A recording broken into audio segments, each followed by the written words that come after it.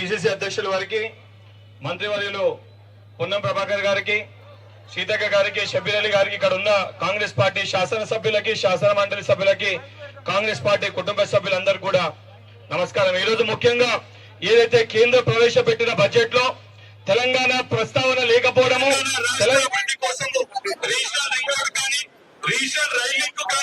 దానితో పాటు ఏదైతే మెట్రో రైల్ విస్తరణ కానీ, ఏదైతే దానితో పాటు ఏదైతే వివిధ రోడ్స్ కి సంబంధించి నిధులు కేటాయించాలని చెప్పి మన గౌరవ ముఖ్యమంత్రి గారు, సంబంధిత శాఖ మంత్రివర్యులు అందరూ కూడా అనేక సందర్భాల్లో ప్రధానమంత్రి గారిని కలిసి, సంబంధిత మంత్రులను కలిసి నిధులు కేటాయించాలని, తెలంగాణ రాష్ట్రాన్ని పెద్ద ఎత్తున అభివృద్ధి పరంలో ముందుకు తీసుకొని వెళ్లాల్సిన బాధ్యత కొత్త రాష్ట్రం పైన, బాధ్యత మీ పైన అని చెప్పి వారికి చెప్పిన కూడా ఏదైతే కేంద్ర మంత్రులుగా ఉన్న బండి సంజయ్ గారు, కిషన్ రెడ్డి గారు మేము తెలంగాణ రాష్ట్రానికి నిధులు తీసుకొని వస్తామని చెప్పి తెలంగాణ ప్రజలకి చెప్పి నమ్మించి మోసం చేసి తెలంగాణలో 8 ఎంపీ సీట్లు గెలిచినప్పటికీ కూడా ఈ రోజు తెలంగాణ ప్రస్తావన పోయినసారి బడ్జెట్ లో, ఈసారి బడ్జెట్ లో లేకపోయినా కనీసం నోరు మెలిపలేని ఒక దుస్థితి ఈ రోజు 8 మంది పార్లమెంట్ సభ్యులది.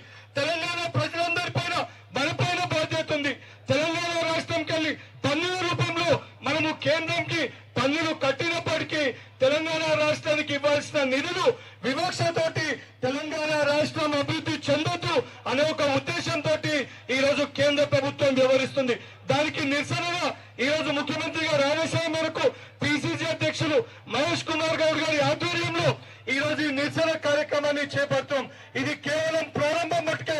రానున్న రోజులలో ఈ భారతీయ జనతా పార్టీకి తెలంగాణ రాష్ట్రంలో వారికి ఏదైతే రాబోయే లోకల్ బాడీ ఎలక్షన్స్ లో తగిన గుణపాఠం చెప్పి తెలంగాణ బలమేందో తెలంగాణలో ప్రతి ఒక్క పౌరుడు తెలియజేయవలసిందిగా కోరుకుంటూ ఈ అవకాశం ఇచ్చిన డిసిసి అధ్యక్షుడు రోహిన్ రెడ్డి గారికి కృతజ్ఞతలు తెలియజేస్తూ ముగిస్తున్నాం. Thank you. ఇప్పుడు శాసన మండలి సభ్యులు క్యామ మల్లేష్ గారు మాట్లాడాల్సిందిగా విజ్ఞప్తి చేస్తున్నా. ఎట్లా మల్లేష్ సార్ ఇక మల్లేశం గారు శాసన మండలి సభ్యులు.